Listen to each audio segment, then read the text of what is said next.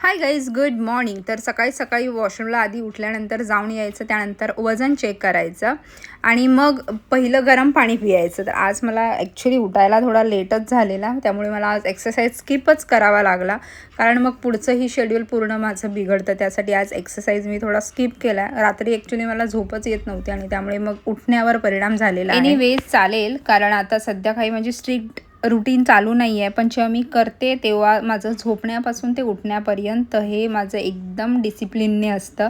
मग माझं एक्सरसाइज असो, डाएट असो किंवा मग माझं डेली रूटीन. आजचा ब्रेकफास्ट मी काही स्पेशल केलेलं नाही आहे. मटकीची भाजी बनवली होती, मग त्यातलीच थोडीशी मटकी बाजूला काढली, त्यामध्ये कांदा, टोमॅटो, चाट मसाला, लिंबू पिळला आणि असा नाश्ता केलेला आहे. आणि सोबत थोडासा मस्क मेलनसुद्धा घेतलेला आहे. आणि आता मी माझा लंच दाखवते, ज्यामध्ये अगदी सिंपल आहे. एक ज्वारीची भाकरी, मटकीची भाजी आणि काकडी आणि कांद्याचा रायता घेतलेला आहे. ऑफिसमध्ये 2 वाजता लंच करते मी आणि त्यानंतर डिनर केलेला आहे. तो म्हणजे पुन्हा एकदा एक ज्वारीची भाकरी, मेथीची भाजी आणि डाळ, कार्ब्स, फायबर आणि प्रोटीन असं परिपूर्ण माझं ताट आहे.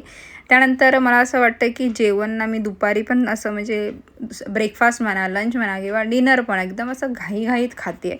पण हे ॲक्च्युली चुकीचं आहे, मलाही माहिती आहे. ते मला माझी चूक सुधारायची आहे. भेटूया उद्याच्या व्हिडिओमध्ये. तोपर्यंत बाय.